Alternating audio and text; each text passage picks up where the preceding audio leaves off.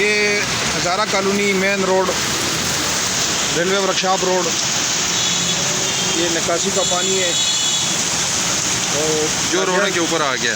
ناجائز تعمیرات کی وجہ سے نالے بند پڑے ہیں اور صفائی کا کوئی انتظام نہیں ہے، لہٰذا ٹی ایم اے صاحب جاگ جائیں۔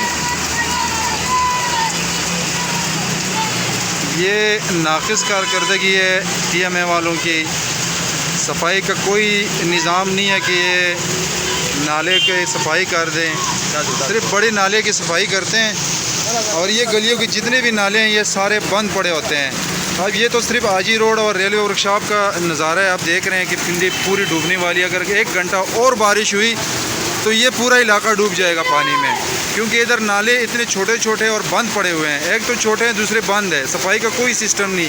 یہ حاجی روڈ ہے، دیکھیں روڈ کا بالکل نکر ہے اور اندر جو حاجی روڈ کا علاقہ ہے وہ تو پورا کا پورا ڈوب چکا ہے، دکانوں میں اندر پانی چلا گیا ہے۔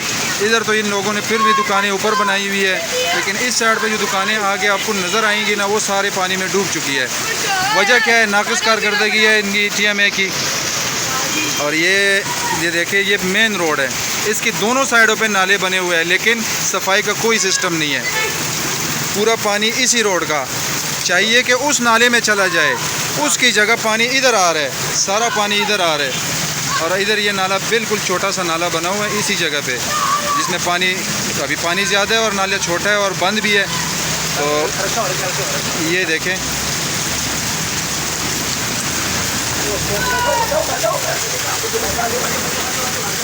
دیکھیں دکانوں کے اندر پانی سارا چلا گیا، پانی سارا اندر چلا گیا۔ یہ دیکھیں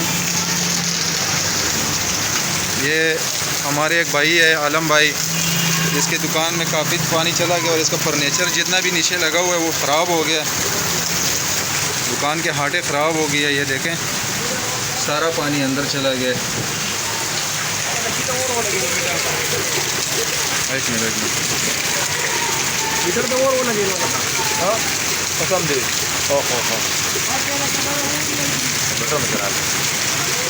میٹر کو آگ لگ گئی ہے۔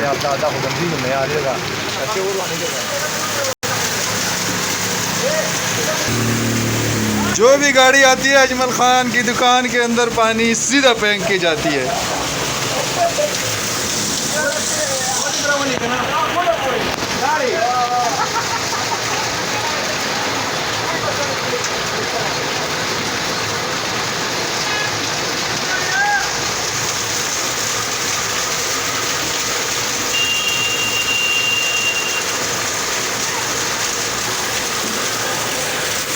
بلشیرہ روان دیکھو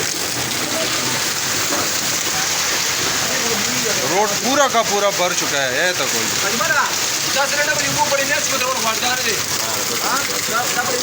بلّا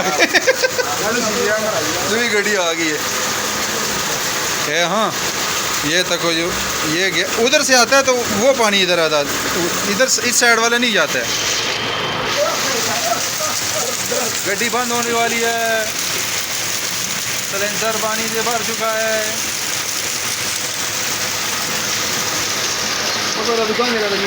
او صفاش ہو